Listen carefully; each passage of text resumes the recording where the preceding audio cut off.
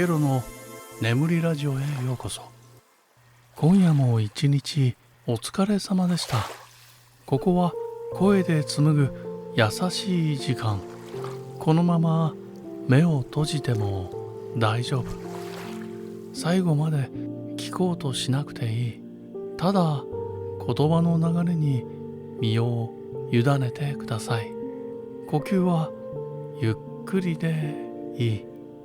少しずつ体の力を抜いていきましょう。遠く静かな夜の中で小さな列車が音もなく走っています。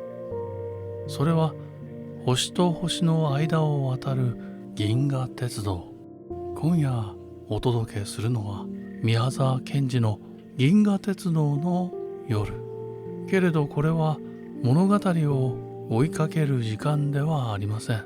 あなたがいつの間にか眠りへと向かうための優しい旅です。気づけば深い眠りの中へ。銀河鉄道の夜、宮沢賢治。では皆さんはそういうふうに川だと言われたり、父の流れた後だと言われたりしていたこのぼんやりと白いものが本当は何かご存知ですか？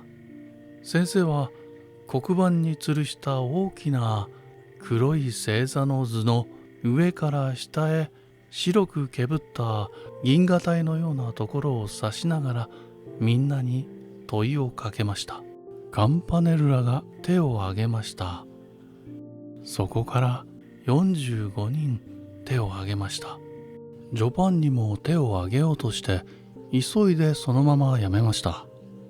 確かにあれがみんな星だといつか雑誌で読んだのでしたが、この頃はジョパンニはまるで毎日教室でも眠く、本を読む暇も読む本もないので、なんだかどんなこともよくわからないという気持ちがするのでした。ところが先生は早くもそれを見つけたのでした。ジョパンニさん、あなたはわかっているのでしょう？ジョパンニは勢いよく立ち上がりましたが、立ってみるともうはっきりそれを答えることができないのでした。ザネリが前の席から振り返ってジョパンニを見てくすっと笑いました。ジョパンニはもうドキマギして真っ赤になってしまいました。先生がまた言いました。大きな望遠鏡で銀河をよく調べると、銀河はだいたい何でしょう。やっぱり星だとジョパンニは思いましたが、今度もすぐに答えることができませんでした。先生はしばらく困った様子でしたが、目をカンパネルラの方へ向けて、ではカンパネルラさんと名指しました。するとあんなに元気に手を挙げたカムパネルラがやはりもじもじ立ち上ったまま、やはり答えができませんでした。先生は意外なようにしばらくじっとカムパネルラを見ていましたが、急いでではよしと言いながら自分で星座を指しました。このぼんやりと白い銀河を大きないい望遠鏡で見ますと、もうたくさんの小さな星に見えるのです。ジョパンニさん、そうでしょ？ジョパンニはもう真っ赤になってうなずきました。けれどいつかジョパンニの目の中からは涙がいっぱいになりました。そうだ、僕は知っていたのだ。もちろんカンパネルラも知っている。それはいつかカンパネルラのお父さんの博士のうちでカンパネルラと一緒に読んだ雑誌の中にあったのだ。それどこではなく、カムパネルラはその雑誌を読むとすぐお父さんの書斎から大きな本を持ってきて、銀河というところを広げ、真っ黒なページいっぱいに白い点々のある美しい写真を二人でいつまでも見たのでした。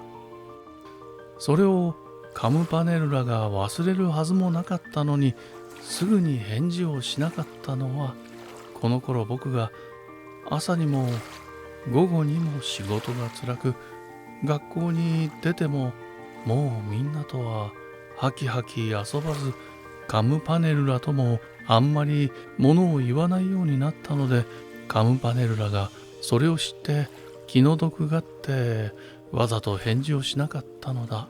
そう考えるとたまらないほど自分もカムパネルラも哀れなような気がするのでした。先生はまた言いました。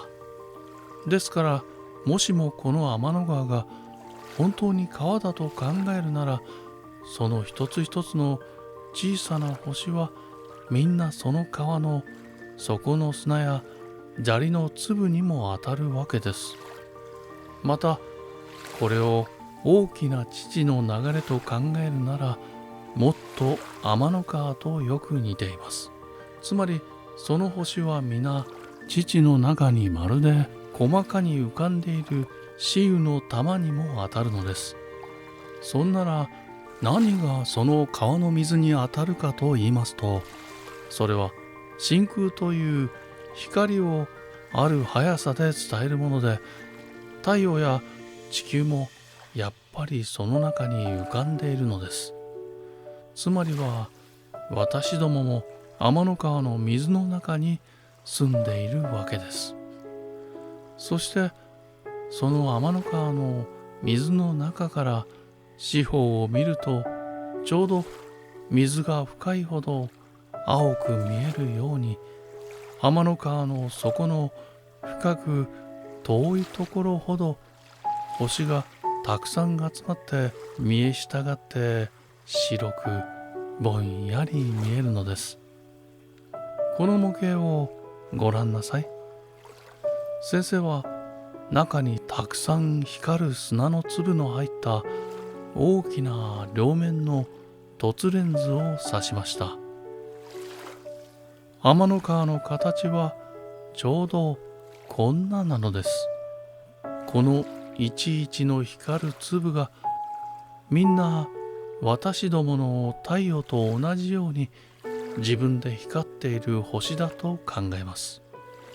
私どもの太陽がこのほぼ中頃にあって、地球がその近くにあるとします。皆さんは夜にこの真ん中に立ってこのレンズの中を見回すとしてごらんなさい。こっちの方はレンズが薄いのでわずかの光る粒、すなわち星しか見えないのでしょう。こっちやこっちの方はガラスが厚いので光る粒、すなわち星がたくさん見え、その遠いのはぼーっと白く見えるという、これがつまり今日の銀河の説なのです。そんならこのレンズの大きさがどれくらいあるか、またその中のさまざまな星についてはもう時間ですから、この次の理科の時間にお話しします。では今日はその銀河のお祭りなのですから、皆さんは外へ出てよく空をご覧なさい。ではここまでです。本やノートをおしまいなさい。そして教室中はしばらく机の蓋を開けたり閉めたり本を重ねたりする音がいっぱいでしたが、間もなくみんなはきちんと立って礼をすると教室を出ました。皆さんまだ起きていますか？気づけば深い眠りの中へもう落ちていますか？ではまた次回の亀の図鑑でお会いしましょう。次回も引き続き銀河鉄道の夜2章活版所という説をお届けします。では皆さんおやすみなさい。またお会いしましょう。